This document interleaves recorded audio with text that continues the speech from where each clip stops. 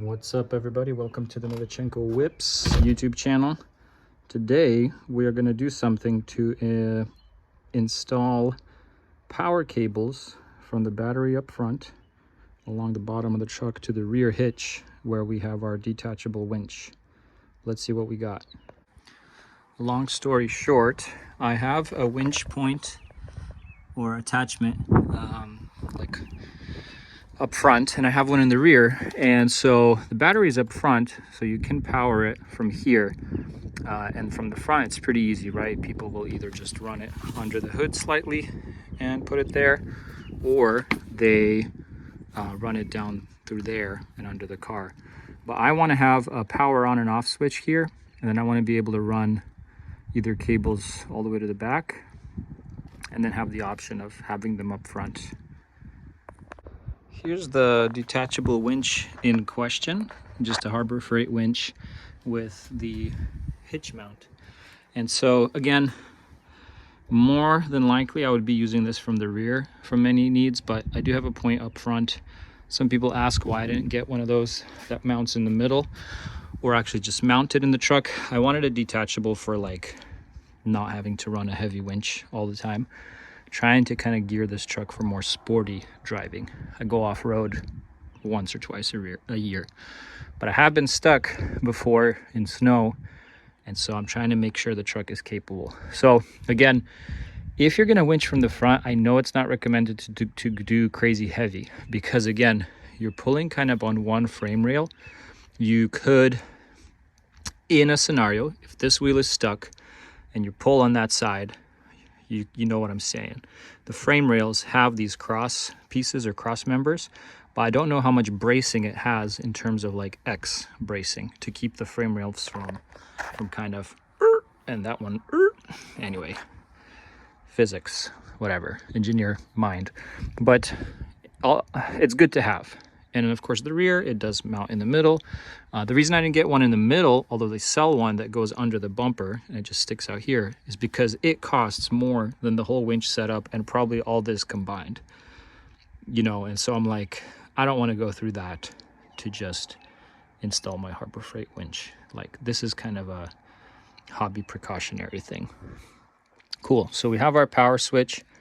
I'll show you where I'll mount it, but this is like 20 plus feet of 2 gauge, or I think it's 2 gauge. And then I got really thick boy long zip ties to zip tie it to the frame rail.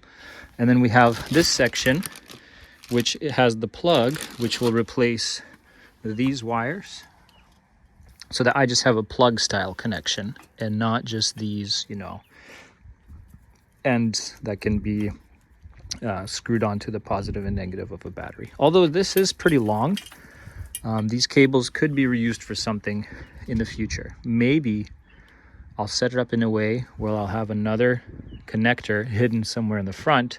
In case you do ever use the front, you will just connect in the front or connect in the rear.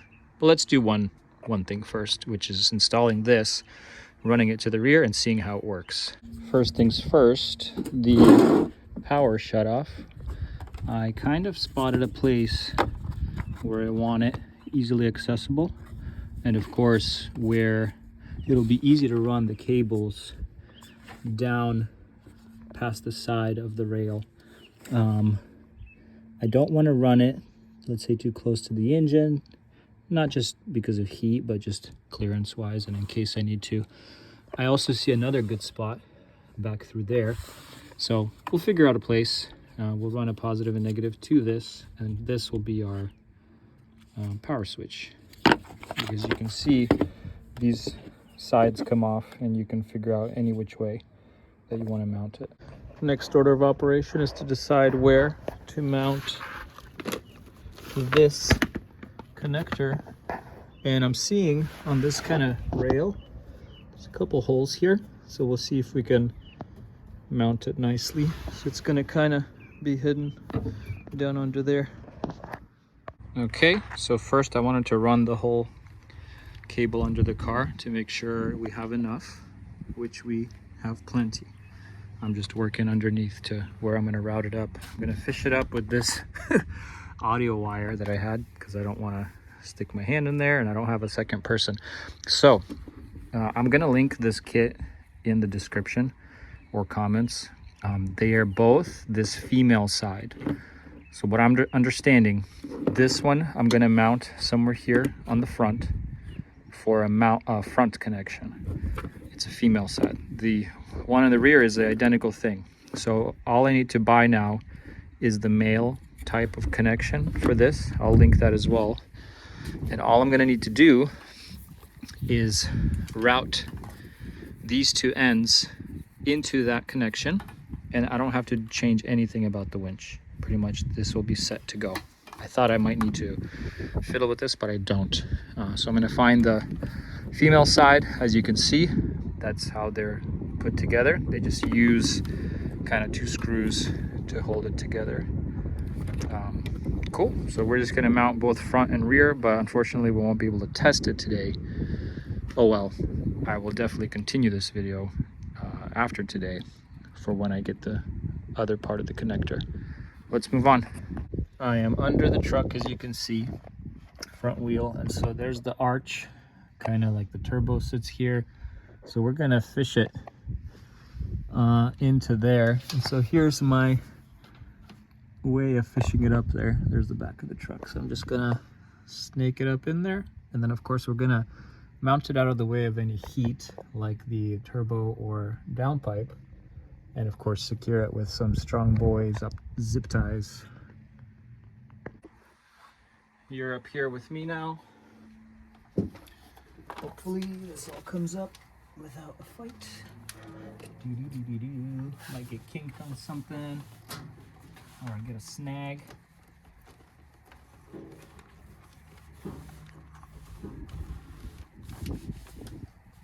Of course, chunky cable coming right at it. There it is.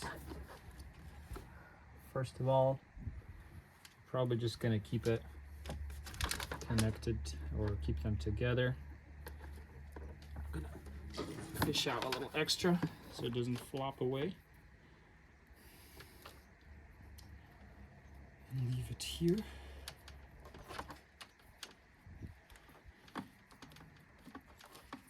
Thank you, audio cable.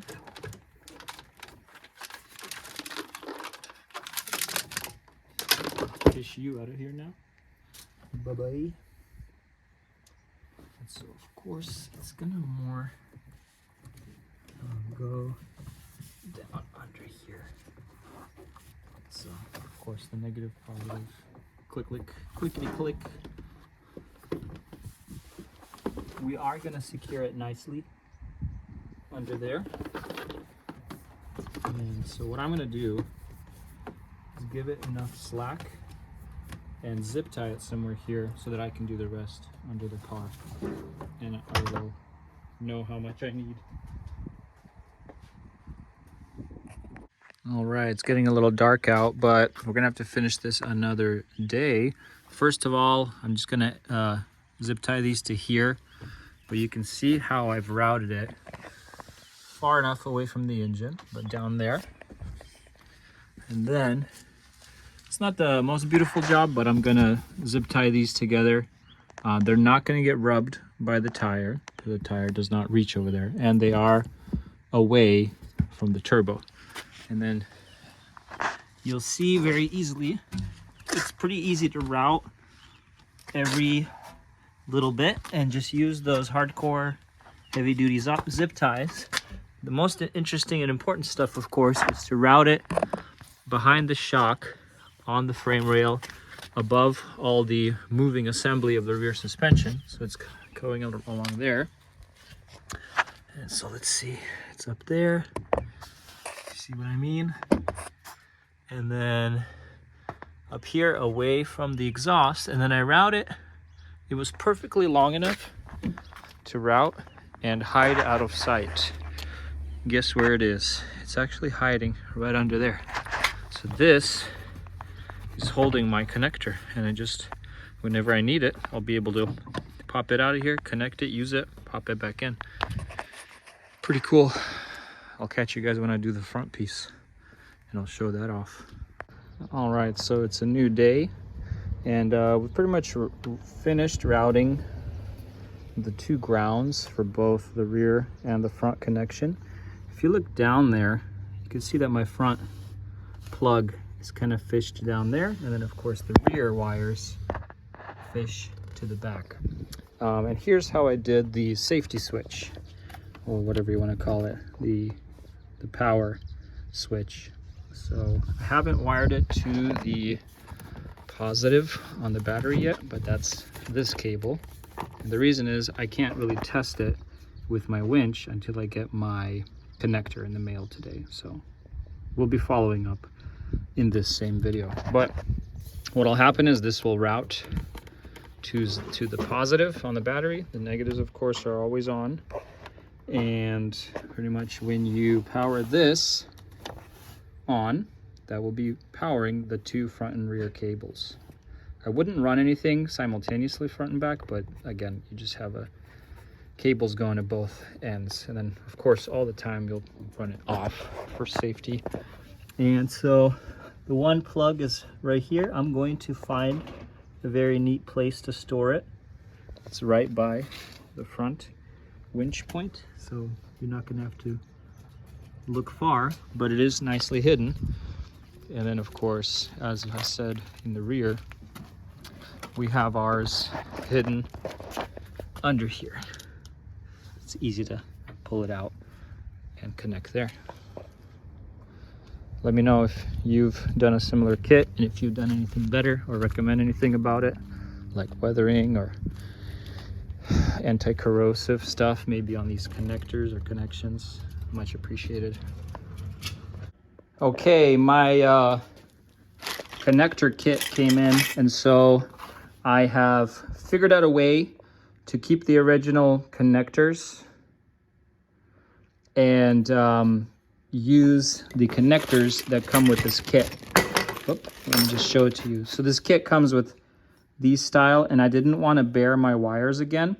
So I grabbed the end of my pre-existing wire and the connector that it usually comes with the hole in it in case you want to put it on your battery directly. What I did is I flattened these out a bit just with my fancy anvil and my hammer, and then it made them flat enough to shove that connector in there. And then I drilled a hole, as you can see, drilled a hole, put a nice strong screw through it. It's not going anywhere. And then because when you flatten it, this becomes too wide, I had to flatten it back. But again, now because this connector is in there, flattening it back doesn't loosen it. So it's pretty in there.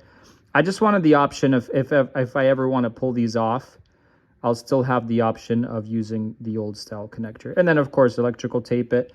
Once I get it in there, you can see that it goes in a certain way where it latches in. Once I get it in there, I will kind of secure these two together with zip ties so that they're kind of supporting each other. Not one of them's getting yanked when you grab the connector. I think that'll be a smart route as well. But yeah, we're about ready to test this on the truck. Here we have it. So we're gonna go slap this on the truck, connect it, and see what we can winch. Okay, it's all wired up. So power to grounds, front and back. Started the truck so we don't drain the battery. We've actually already tested it. Works pretty good. So I know you need some weight on it. I'll go get my wife to hold it or something. So the connector works perfect.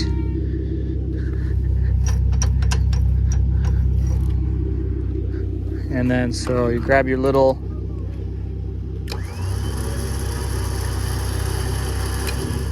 it even changes the idle of the truck slightly, but of course that's due to amperage draw. But it works. That's awesome. So again, it's kind of a, cool because that I have an extra plug, and if you ever have anything else that needs 12 volt battery or 12 volts power, whether it be on a trailer or on a hitch, you can use the same style of plug. and connect it with like a 2-gauge wire. Okay. That's good. Stop it. Okay, now hit in.